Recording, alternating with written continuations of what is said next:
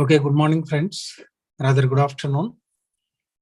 So in the last two classes, we discussed about the agricultural meteorology, types of soils, and the methods of land preparation, that is tillage and tilth, and what are the common weeds that occur in the agriculture growing areas, and the methods of their removal or the control. Then we also discussed about the fertilizers, that is organic fertilizers, inorganic fertilizers, etc. This we did in one class, and the next class we discussed yesterday. We discussed about what we call the important food crops, that is cereals and millets. As you know, when we talk of food, we talk of what we call a balanced diet, a healthy diet. A healthy diet or a balanced diet consists of carbohydrates, proteins, fats, minerals, vitamins, etc. So of all these, generally carbohydrates, proteins, and fats, these are the basic ingredients of any food as such.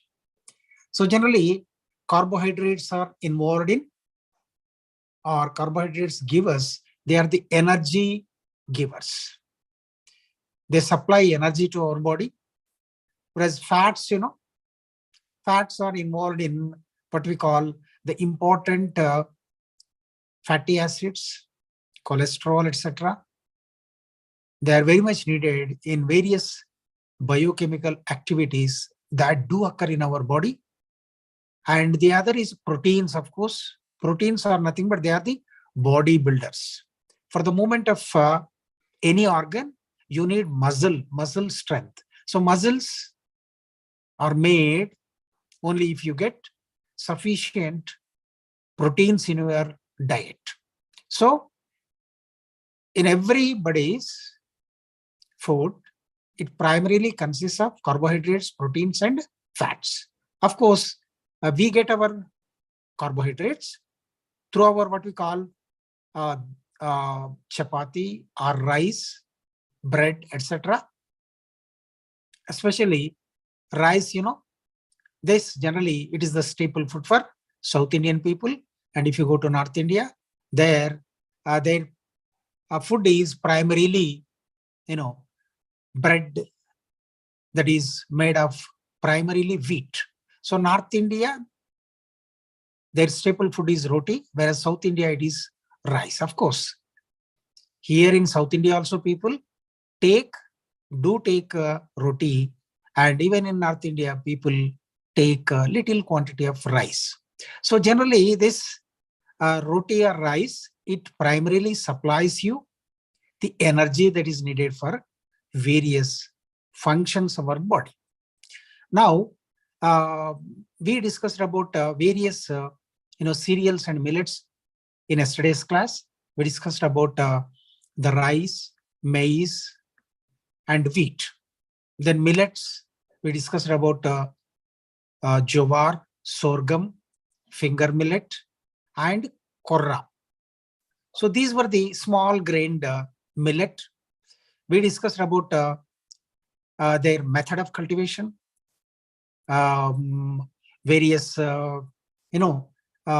cropping patterns, and various protective mechanisms, and the methods of irrigation that is needed, and weed control, and importance of hybrids, and time of planting, that is whether it is a kharif crop, rabi crop, or a summer crop, etc., whether it is a wet crop or a dry crop, etc., and methods of harvest, and the cleaning and the storage. Apart from that, we also discussed about various common pests and diseases that occur on all these cereals and millets. Now, in today's class, we discuss about pulses and the oil seeds. That is, in today's class, we discuss about the protein givers and the fat givers. Protein, as you know, protein you get from pulses. whatever the cereals and millets we discussed, they fall under the family Graminae or Poaceae. You have to remember one thing, all pulses fall under Fabaceae. And the other important feature of Fabaceae is Fabacean members root system has root nodules, and root nodules have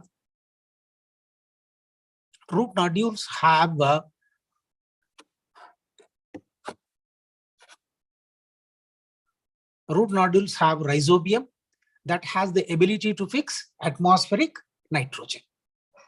That thereby it enriches the soil. So this is pulses, Fabacean members, and in our syllabus there are 4 or 5 major types of pulses are there. To name them, one is black gram, green gram, red gram, and Bengal gram. These are the 4 grams we have. Of course, even some people place even groundnut also under pulses. Groundnut can be used in varied ways. Okay, we'll talk about groundnut later. So let us confine ourselves only to the pulses, important pulses. And first one is, of course, what we call black gram.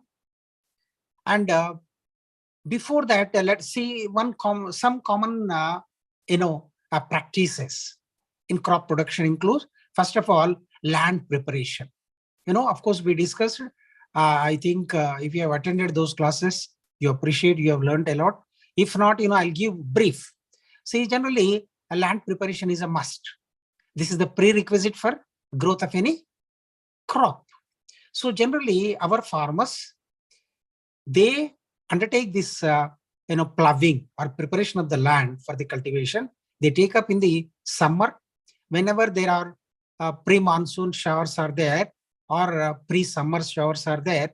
Generally, either by using a country plow or a bowled or mechanized plow, the broad mold plow.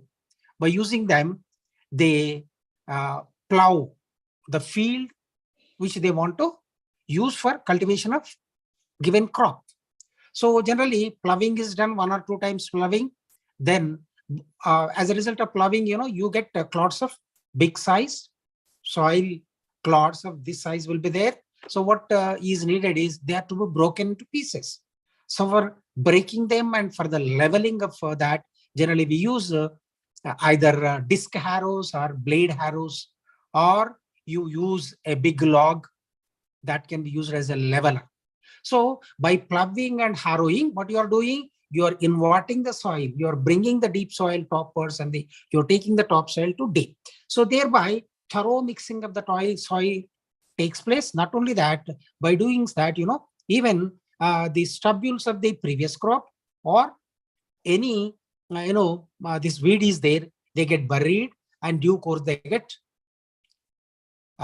decomposed. So these decomposed material add to the fertility of the soil. So what I mean to say here is, first farmer prepares his field by ploughing and by using various implements of leveling. Then next step is sowing. In all crops, sowing whenever there is a sufficient moisture is there. Generally, if it is a kharif crop, generally the sowing practices are generally began in the month of first or second week of June. First, when see, most of Indian subcontinent receives its rainfall by southwest monsoon, which begins in the month of June and ends in September or so, August, September to first week of October or so. So 4 weeks. Some, of course, here and there, 15 days, maybe less or more, whatever the case may be. So whenever there are showers, because as he has prepared his soil, as he has undertaken ploughing and leveling, because thereby the land becomes porous, loose and porous. When the soil becomes loose and porous, when there are showers, rains are there, land receives that, or the field receives that, and lot of rain percolates deep into the soil. So soil, that type of soil is very congenial for the sowing of the seeds. Now, generally sowing of the seeds, generally various implements are there. Some people by using, what we call dibbling method, or by seed drillers are there. By using various methods, the seed sowing is done. After seed sowing, what happens? The plants will come up when they are of, 1 month old or so. Then the weeds, when plants come up, along with the plants, even unwanted plants also come. They are called weeds. And generally, farmers take away those weeds, weeding. Or if labor problem is there, then he uses weedicides or the herbicides. Then, of course, if it is a kharif crop, no irrigations are needed.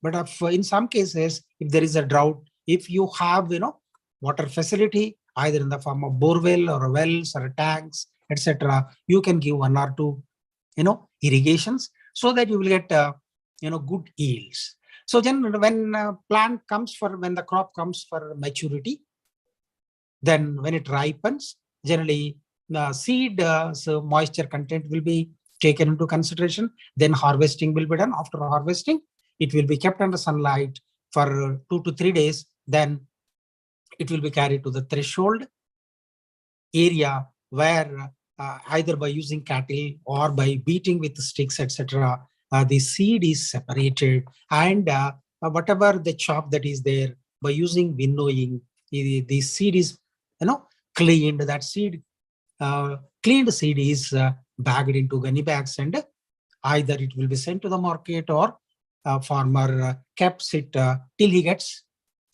good remunerative price. So now, apart from this, what you have to learn in the growing of all crops is, see that because plants do suffer from what we call various pests and diseases.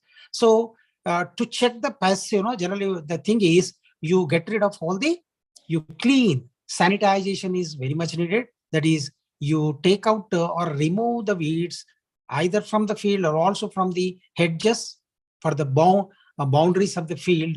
You see that they are clean. And to check the spread of the diseases, what we have to do is, you treat your seed. You treat your seed dressing, what we call, by using, by using Thiram or Agrasol, Serasol, etc. You can, you can treat the seed. If you use this treated seed, generally your plant or your crop may not develop diseases. The diseases could be of, a bacterial, fungal, whatever the case may be, depending on that. If you use the treated seed, generally the chances of the appearance of the diseases will be at minimal level. So the other things you have to remember is, so in 60s generally we used to import food grains. We had we used to get what we call starvation deaths in those days. Now it is because of what we call green revolution. It is green revolution which had made our country a self-sufficient now.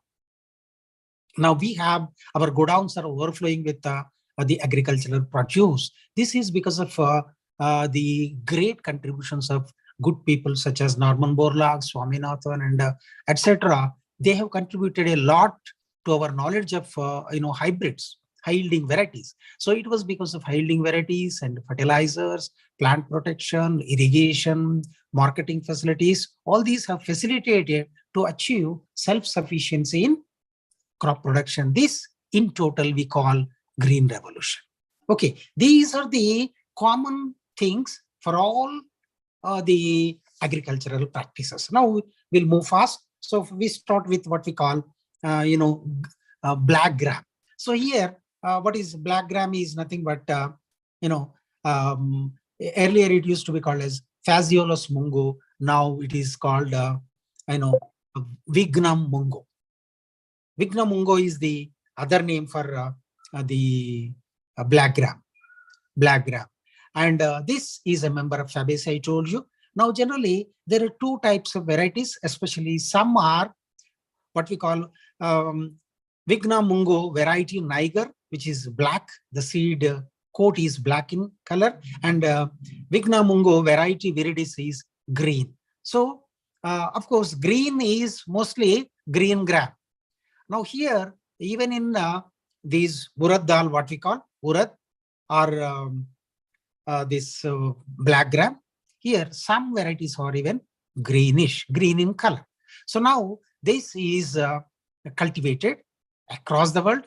Even in India, it is cultivated in large tract of areas, generally uh, in Andhra Pradesh, generally in United Andhra Pradesh. Of course, in Andhra Pradesh, the Guntur and Godavari districts, Krishna districts, where the black gram cultivation is taken up on a large scale. Generally, there it is grown as a second crop.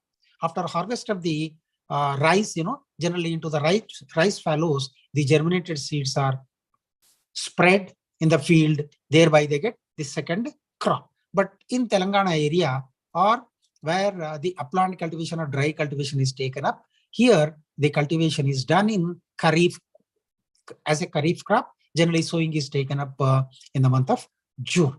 So in Telangana, Karimnagar, Nizamabad, Khammam, and parts of Mahbubnagar and Rangareddy and Medak, these are the areas where the black gram cultivation is taken up on a large scale. Now, coming to black gram, it is very rich in proteins. It is very rich in proteins, and you get and it has something like 24% of protein content is there, but of course 60% is carbohydrate is there.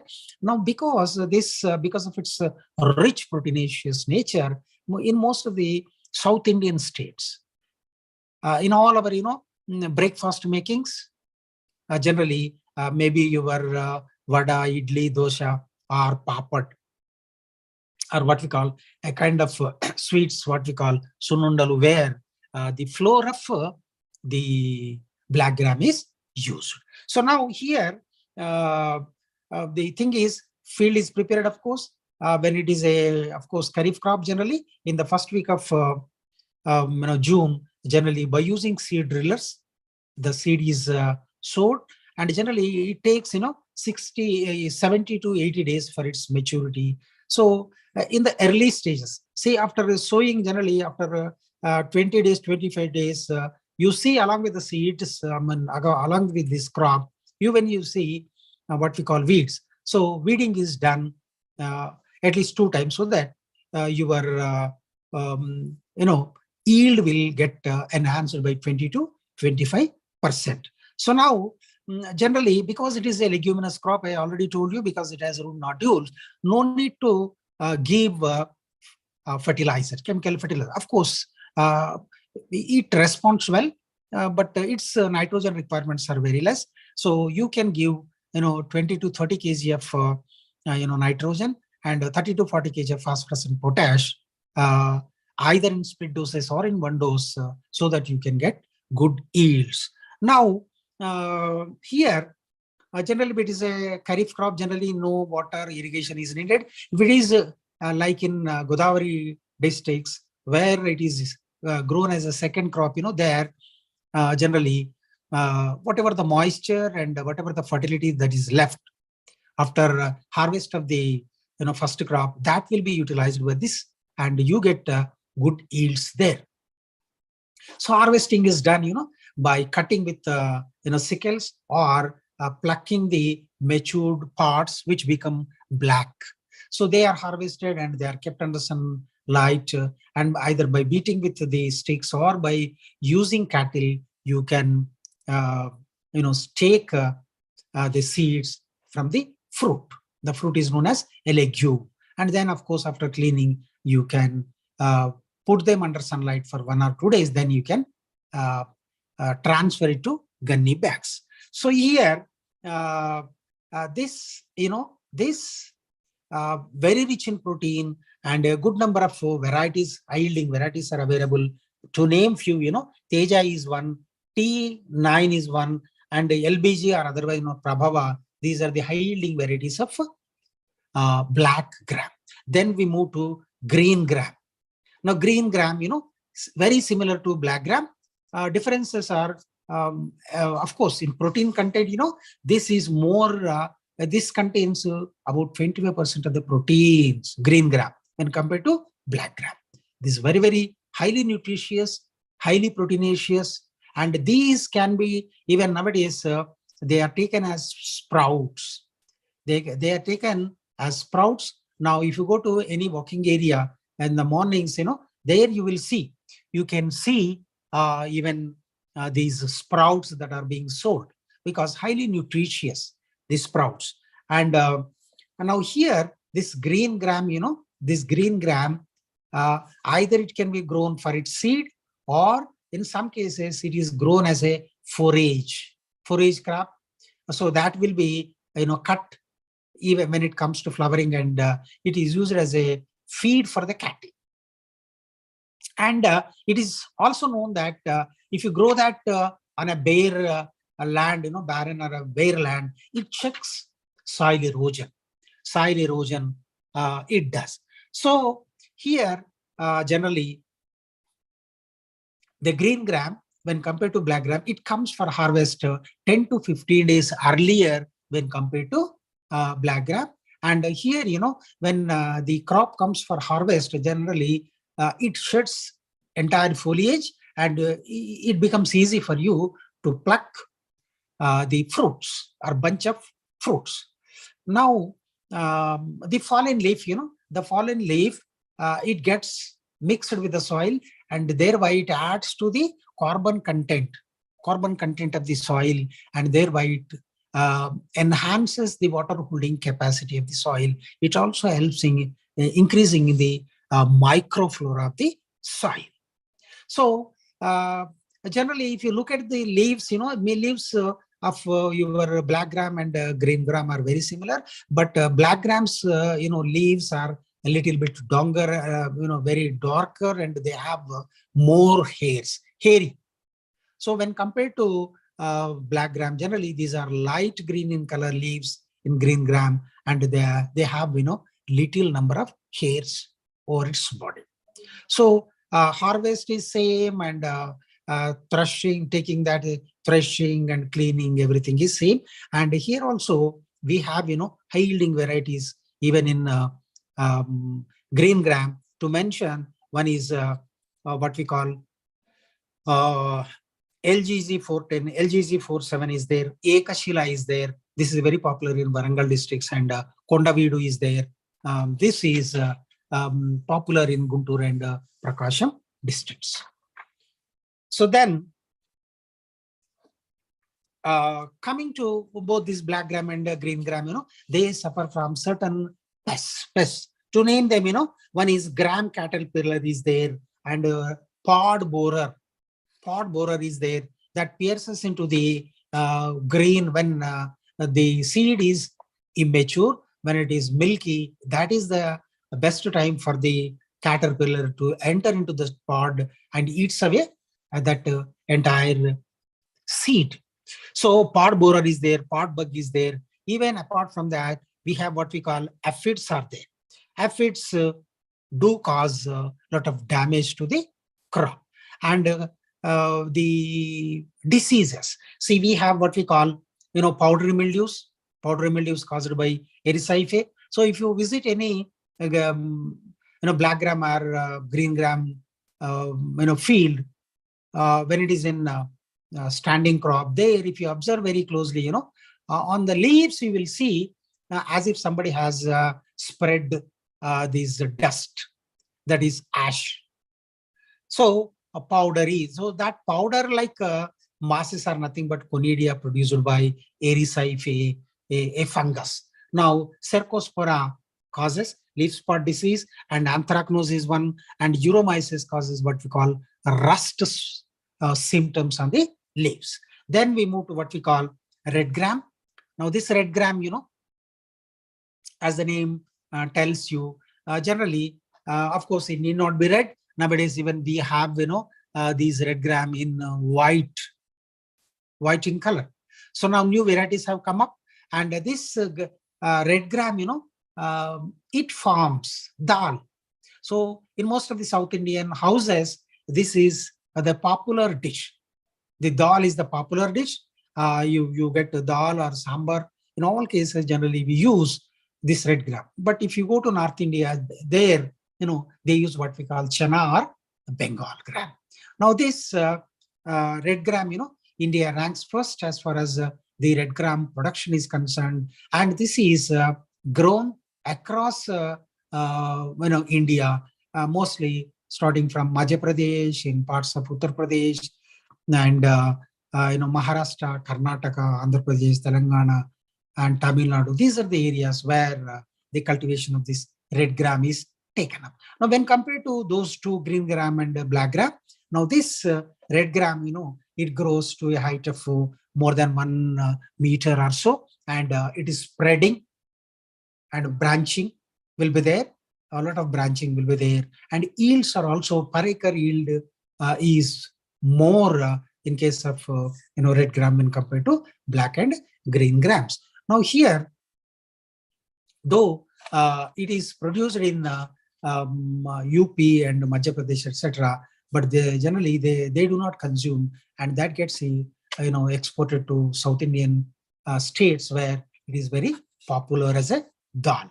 Now in Andhra Pradesh, generally the black cotton soils are very good for the raising of this green gram, especially Adilabad, Mahabubnagar, and Khammam. And here Kurnool, Prakasham, Guntur are some of the areas where on large tracts of fields, this raising of this green gram is taken up. Now here, when compared to those green gram and black gram, the root system, it enters very deep. So that's why heavy heavy soils, which have the ability to retain the moisture for longer durations, are very good for taking up this red gram or Cajanus cajan. Its scientific name is Cajanus cajan, a member of Fabaceae, is concerned. Now, generally, it is mostly grown as a kharif crop, either as a solo or as a solo crop, or as a mixed crop. In some cases, it is raised as a pure crop. So generally, as far as Telangana is concerned, this Rangareddy districts, especially Vikarabad, new districts, where tandoor is very famous for across, even United Andhra Pradesh. Tandoor town is the big market for the red gram. You get good quality red gram there. So also you get good quality what we call jowar. So this generally is a kharif crop. If so, in some other areas, even where water facility is there, this can also be grown as a rabi crop. You have to remember, kharif is generally sown in the month of June. Generally, rabi crop, a winter crop, generally sowing is taken up in the month of October. So mostly all types of soils, heavy soils, are very good, and generally the saline soils are not, chalk saline soils are not suited for the gram cultivation. Now, generally, either I told you, either it is taken up as a pure crop, but mostly in Telangana area where it is grown, it is raised as a intercrop or as a mixed crop. It is mixed with either maize, sorghum, bajra, or some cases, along with the black gram, green gram, etc., even cowpea, groundnut. Along with that, it is taken up as an intercrop. But in some areas, it is grown as a pure crop, as a solo crop, where the yields are very high, and the distance between two lanes is 60 to 70 centimeters, and plant to plant it will be 30 to 45 centimeters, depending on the variety. In luxuriantly growing, branching, they need a lot of spacing. But in the recently developed short duration and short stature varieties, their spacing will be a little bit less. Now, generally, the varieties, and in objective type, it will be asked, Palanadu. Palanadu is the high yielding variety, and generally Lakshmi and Asha and Durga, these are some of the high yielding varieties of red gram. Then we move to what we call last pulse, that is Bengal gram. Bengal gram, is otherwise known as chickpea, and red gram is known as pigeon pea. Pigeon pea, of course, in Hindi, arhar, tur dal, etc. Here, this Bengal gram or chickpea is there. Its scientific name is Cicer aratinum, another member of Fabaceae. These seeds nowadays, if you go to any big function, there you will see sprouts are kept as starters. You see sprouts of green gram or sprouts of Bengal gram or even groundnut soaked in salt water, etc., are kept. So they are very rich in, not only proteins, but also rich in various minerals. And this Bengal gram, sprouts of Bengal gram have, a lot of, vitamin C. That's why they are used against scurvy. Even young plants of, Bengal gram, the leaves, green. So it grows only to the height of this much, only 15 to 20 centimeters size. Of course, some may grow 30 to 40 centimeters, but mostly they're very small, herbaceous, and very spreading. And green leaves are they have lot of oxalic acid in them. Now this oxalic acid that is there, it is extracted from the leaves, and it is used to control what we call digestive disorders. Now, generally, this Bengal gram is grown across the world. Mostly, generally, West Asia is supposed to be the birthplace of this. Generally Southwest Asia. So that's why even if you look at China, the local ones are what we call brown or reddish in color, or brownish or reddish. But the Kabuli chana, you might have heard, very big ones, and generally it is grown in North India, especially in Punjab and other areas. It is very popular.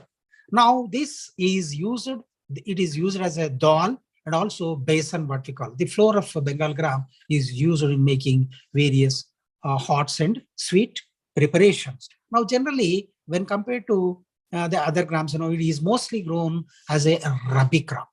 Rabi crop, or if you have irrigation facilities, you can take this, even in summer. Generally, in Kharif, generally this is not grown either as a rabi crop or as a summer crop. It is taken up because it cannot withstand. It doesn't like stagnation or too much moisture is disliked by this cool weather is needed. So that's why now this is mostly grown as a rabi crop. Generally soils, heavy soils, black cotton soils, alluvial soils are very good for growing of this chickpea or the Bengal gram. So generally seed is generally sown behind a plow or by using seed drillers. The sowing is taken up, and it comes for a harvest in 80 to 90 days harvest. And generally, if it is mostly grown as a rabi crop, as a second crop, because the black cotton soils are very suitable because they have the high capacity to retain moisture. So even if there are, say, generally in our area, in Telangana area, you don't get rains in the month of October. Generally, we get only southwest monsoon. Northwest monsoon, generally we don't get. Of course, parts of coastal area and Tamil Nadu, they receive a copious amount of northeast monsoon. But here we get only southwest monsoon. So in Rabi times, generally you don't get rains. So that's why if there is a drought condition, if there is hot sun is conditions are prevailing, if you give one or two irrigations to that crop, you get good yields. Now coming to the pests of this red gram and Bengal gram. Generally, they suffer what we call pod borer. The green pod borer causes heavy losses, and we have what we call plume moth is there, pod fly, and spotted pod borer. These are some of the pests that cause a lot of damage to the red gram and Bengal gram, and we both in red gram and Bengal gram, we have what we call, um, wilts. Wilt diseases are there. Generally, wilt is caused by species of fusarium. A fungus species, fusarium, causes wilt both in red gram and Bengal gram. Apart from that, we have leaf spots caused by Cercospora members, and also powdery mildew. Some of the powdery mildews are also seen causing leaf spots in both red gram and Bengal gram.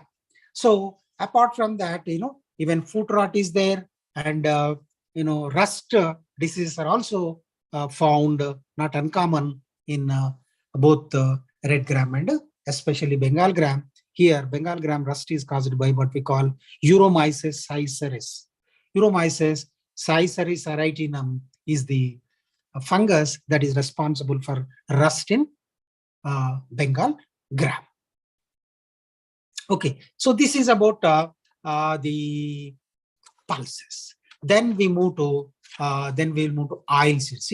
We discussed about the energy givers and the bodybuilders, that is proteins and carbohydrate. Then we move to what we call the fat.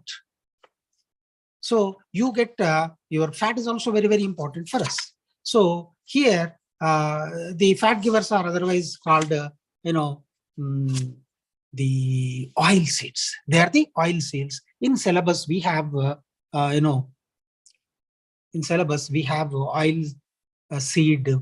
seeds. That is, one is groundnut. We have castor is there. Of course, this is not a edible oil. It doesn't give, except castor. The other are groundnut is there. Till oil, what we call Sesamum indicum. Till, what we call till is there. Then we have safflower is there. We have sunflower. So these are the crops which give us oil seeds. So to begin with, groundnut. Groundnut, very popular. Its scientific name is Arachis hypogaea. It entered India through Portuguese, especially its place of origin is considered as, South America is considered as the place from where it originated. And of course, now it is very popular. It is grown across the world. And now we can say that India is one of the leading producers of ground, because our area where dry and humid conditions prevail, and even the soils, loose soils, not very heavy soils are congenial for raising this groundnut. And groundnut, now when you talk of groundnut growing states, Gujarat ranks first. Gujarat ranks first. Thereafter, of course, Andhra Pradesh, even parts of Karnataka, Maharashtra, even Tamil Nadu, where this is grown on a large tracts of soil. Now, groundnut is very rich in oil, and it is the leading oil seed.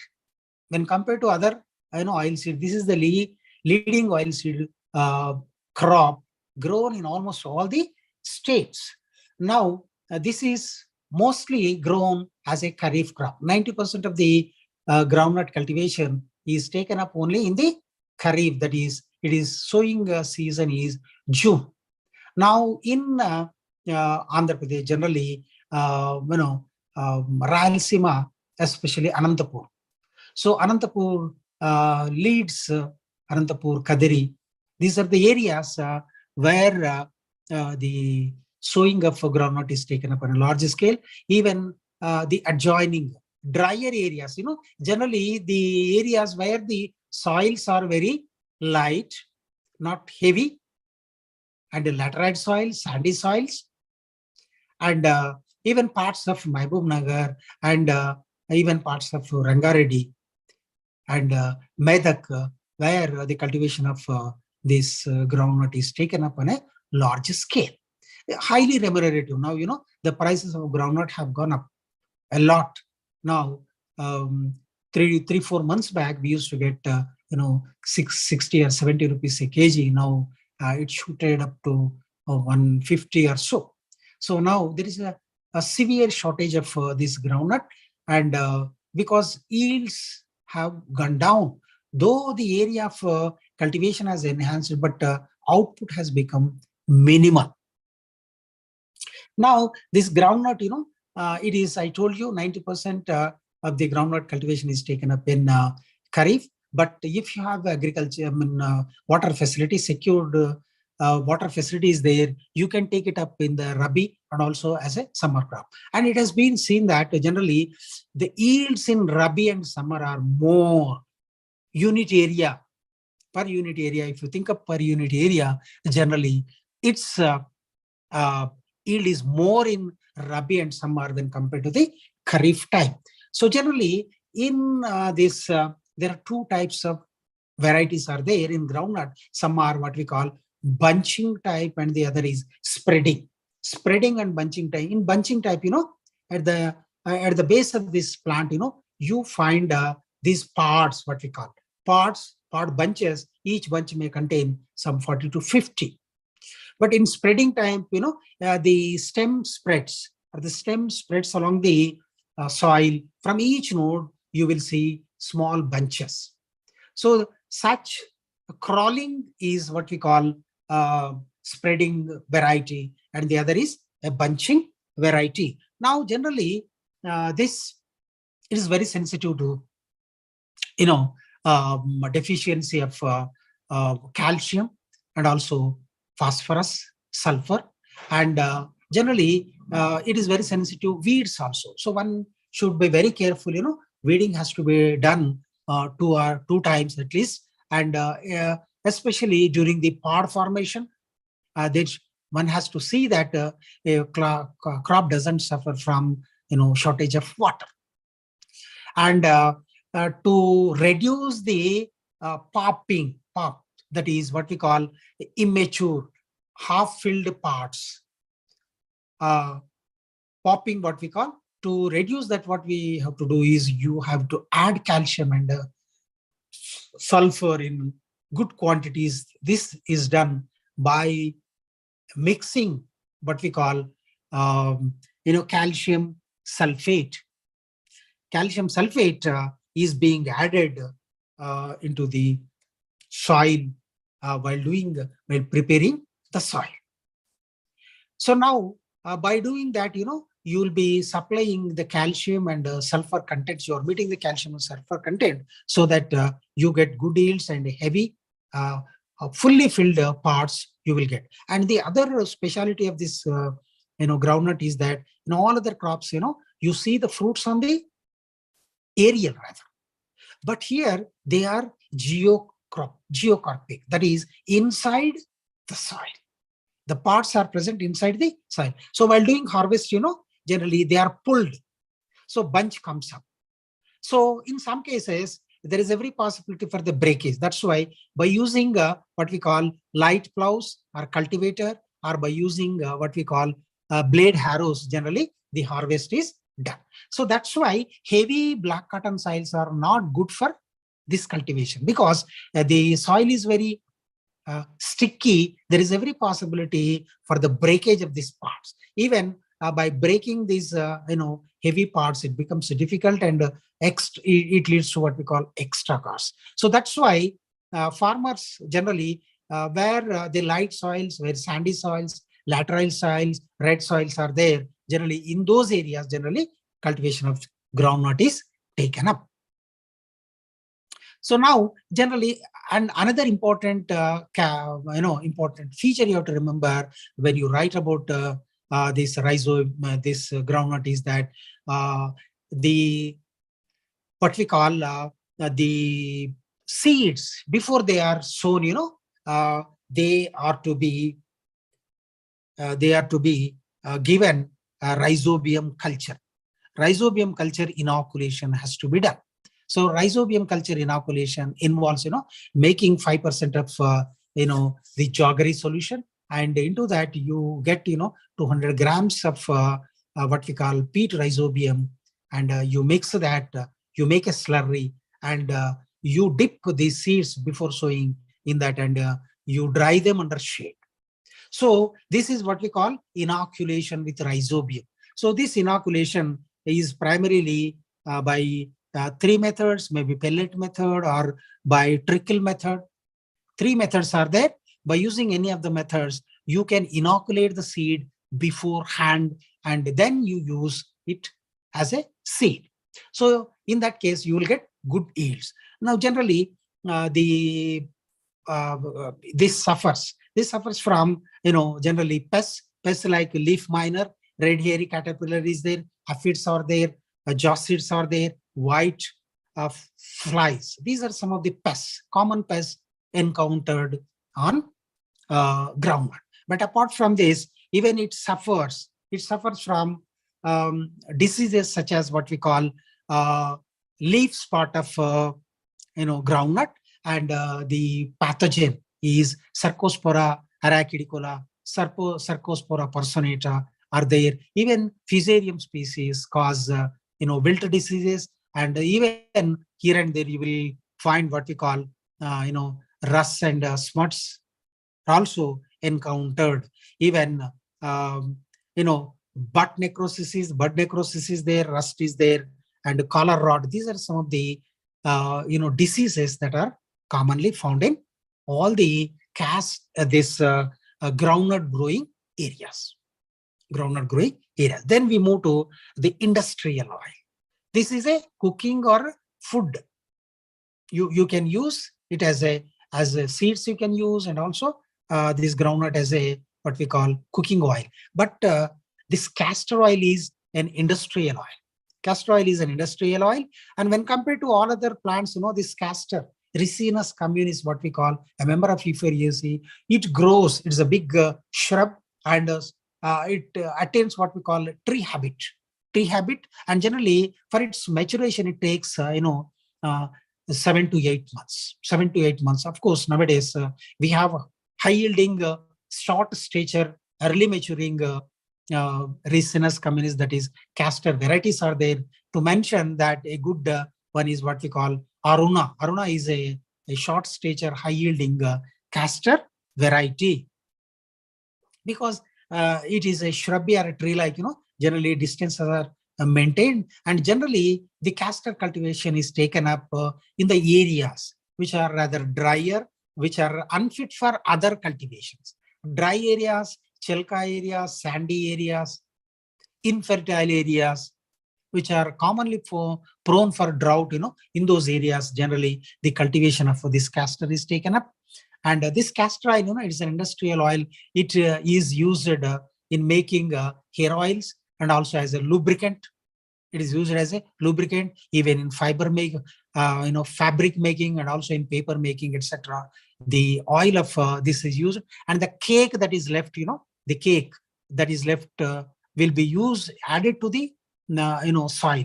Whereas the cake of the groundnut is used as a feed for the cattle.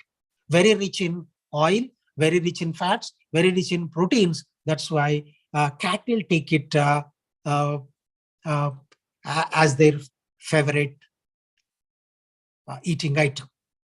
Now, we move to what we call the sesamum, till oil, what we call. Sesamum till oil is there. This is what we call Sesamum indicum is the scientific name, a member of Pedaliaceae. Now, those seeds are generally very small ones. Generally, light soils are used for cultivation of this sesamum, and sowing, generally drillers, etc. are not used, and generally spreading. Generally, land is prepared and land is pulverized. It is made to granular and loose and pulverized, and then the spreading of the seed is taken up. Thereafter, it will be covered with soil by running what we call a bush. A bush is drawn by two bullocks, thereby it is covered with the soil, or else there is a very possibility for the picking up by the birds. So now here this you find two types of varieties, some are white, the other are black till and white till varieties are there. And when compared to all other crops, the oil content of this till is very large. The oil content is very large, and high amount of oil you get from this, and whatever the cake, after crushing, you get the cake. That cake will be used as a feed for the cattle, and even it can be used in the preparation of food items which are fit for your human consumption. So generally, it takes some 75 to 120 days.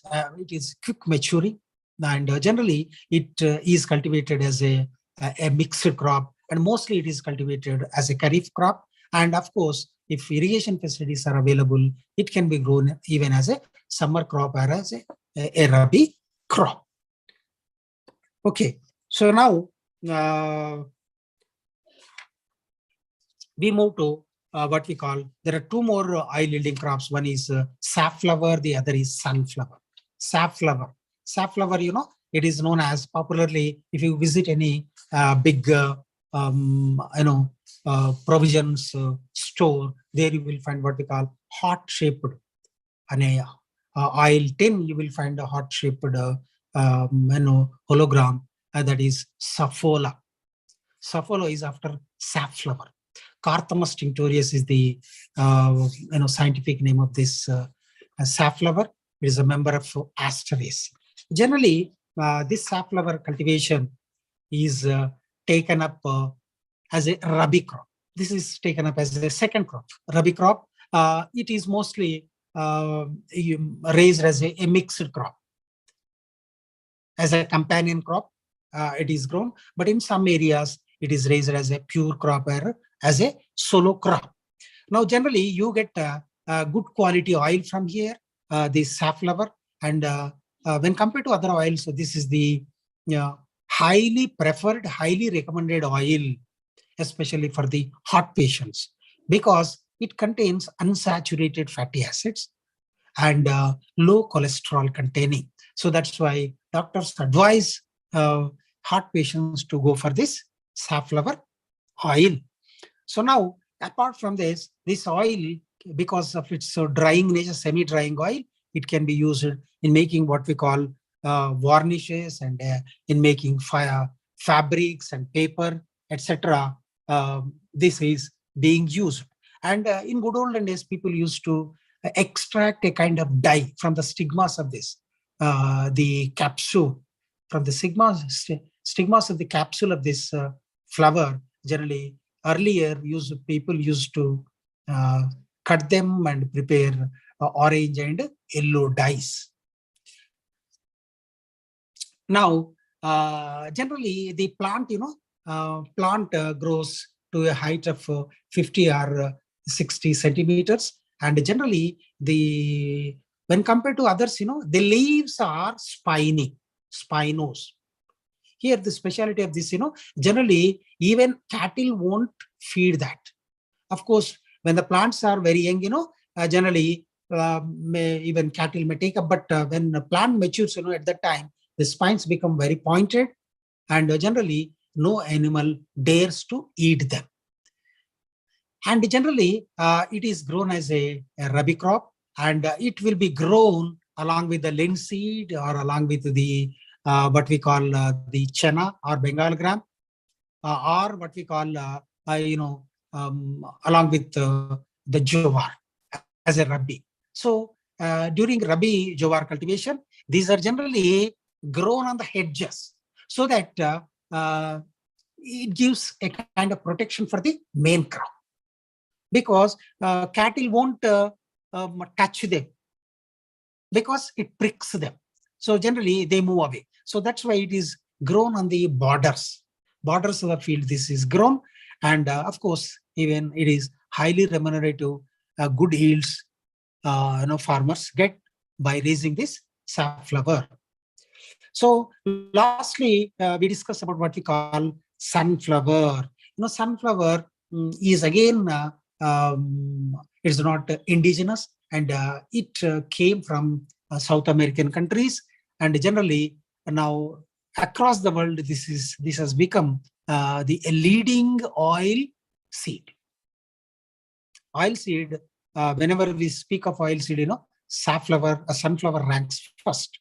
It is grown on large tracts of fields in Russia, in Ukraine. Now you might have noticed, when Russia-Ukraine war started, Ukraine and Russian, though there, the cultivation of this sunflower is taken up on a large scale because of these, war conditions.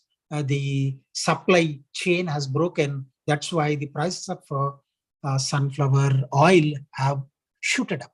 Now, this is grown not only in Russia and Ukraine, in Romania, and Spain, and some USA, are some of the areas where this is grown on a large scale. Now, of late, this is grown on a large tracts of fields across India. It is grown everywhere. And the beauty of this crop is, you can grow this safflower in any type, sunflower in any type of the soils in any season, irrespective of its season. You can grow, take it as a kharif crop, rabi crop, even as a summer crop. All types of soils, as heavy soils, or poor soils, or enriched soils, all types of soils, the cultivation of this sunflower can be taken up. This sunflower, because it has drought resistancy, and even the seed, has no dormancy, and that's why, and no photosensitivity is there. That's why you can take it up, throughout the year in all types of soils. So high adaptability. Its peculiarity is it adapts to all types of seasons, all types of soils. Now, only one shortcoming of this crop is that, generally because sunflower. Why the name sunflower? It turns towards sun. In the mornings, it faces the east, where sun rising takes place. By the evening, turns back and towards sunset. So that's why the name sunflower. It is phototropic. Phototropic. It turns towards the light. Now, this sunflower, 2 or 3 disadvantages are there. One is when it comes for maturity, generally the seed or the head gets exposed to, and generally birds will come and eat. They pluck the seeds.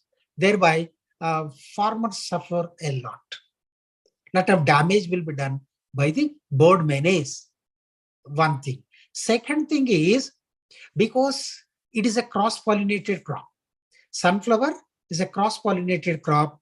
The pollinators are your bees or butterflies, etc. Now, because of the indiscriminate use of pesticides, indiscriminate use of insecticides, pesticides, etc., the population of these insects, especially bees, butterflies, etc., has gone down. Now, the population, there are no bees, there are no butterflies in some areas to pollinate that. So in such cases, if there are no pollinators, the farmer suffers from heavy loss, because flower will be there, of course, the seeds will be poppy, that is, they don't have any endosperm in them. So that's why in such cases, what the farmer is supposed to do, hand pollination, especially when it flowers, when the flowers, during you generally, either ladies or gents are advised to enter the field, especially between 7 and 10. Then what you have to do, you rub your palm over the inflorescence, entire flower, and then if you look at, you will see yellowish dust. That yellowish dust is nothing but pollen. Now, again, you rub this, your hand against another flower. Thereby, you are transferring the pollen from one inflorescence to the other, or one flower to the other flower. This is nothing but you are doing the job of honeybees or butterflies, transmitting the pollen from one flower to other flower. Thereby, the cross-pollination takes place and the fertilization takes place, and you get fully filled seeds in a inflorescence, so that you know farmer gets good yields and remunerative prices for his produce. So this is about the sunflower and safflower. Of course, even there are a number of diseases are there. Of course, generally in case of safflower, generally thrips will be there.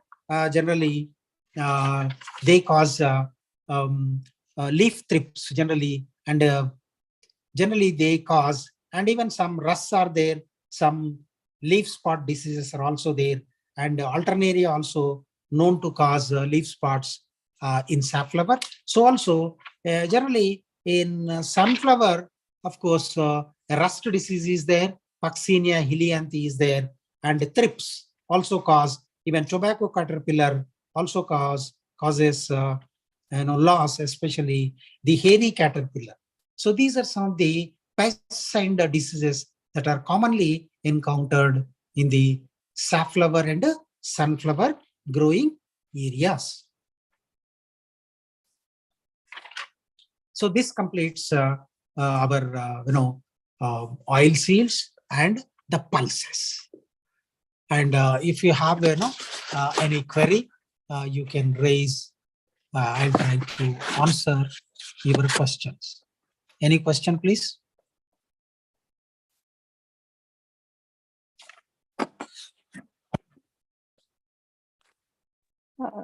Sir, any important questions for the exam, sir? Examination questions, so generally what I advise you is, generally you go through the previous papers. Go through the previous papers, and whatever the question that is getting repeatedly, you concentrate on that. Concentrate on, and what I assure Model you is, papers, sir? Generally the failures in crop productions are very, very minimal. So generally I've seen, with my experience, I'll tell you, generally failure, the pass percentage will, as far as crop production is concerned, it will be as high as 90%. So even if you write, general answers also, you will get through this examination. Very easy one. So Okay, time okay, is thank you, not, sir. I may not be in a position to give you important questions. My advice to you is, you go to the previous papers are there, even on the university website, even at the end of this each chapter or each yes, sir. In lesson, the back of the textbook, they're having, good number of questions are there. So it is very difficult to say which is important or which is unimportant. See, one question may be important in my point of view, and the examiner may not feel that as an important question. But the thing is, generally they will give you questions which are rather easy for the students to answer. They keep the average students in mind. You will get at least 60% of the questions easy questions. Only 15 to 20% will be very harder, and 15% will be very, very easy. So don't worry for this. What my advice you is, because you have another 1 week. We have so far completed the cereals and millets, and this one today's oil seeds and pulses. And in the previous class, we discussed about the ploughing. If time permits, on the last day, if time permits, or if you keep yourself, stay for extra time of 10 to 15 minutes, then I'll try to give you certain questions. Good thing is, come with the doubts, because okay, sir. You have material with you. You go through that. So whatever the question that is confusing you, you are not getting an answer, then you raise that question so that I'll be answering them. Okay? Okay, sir. Okay. Okay, sir. Okay, bye. Any more question? Anybody still?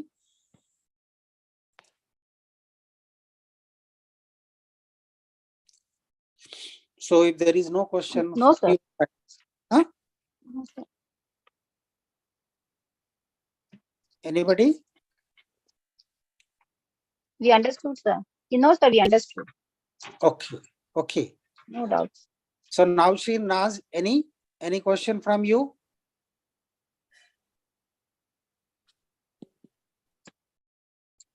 So if there is no question from your side, let us call it a day and meet you next Saturday. Okay, thank you, Nausheen. See you next Saturday. Bye. How many more classes left, sir, online? Two more, and coming in the first week of February, 4th and 5th. Saturday and Sunday. Okay, sir. Thank you. Two more classes. In those two more classes, Sunday. we'll discuss about in the next class. We'll discuss about what we call cash crops, sugarcane, tobacco, mirchi, dhania, etc. We'll discuss. Yes, sir. And ginger. And in the last class, we'll concentrate Yes, on fruit yielding crops, fruit yielders. Okay, sir.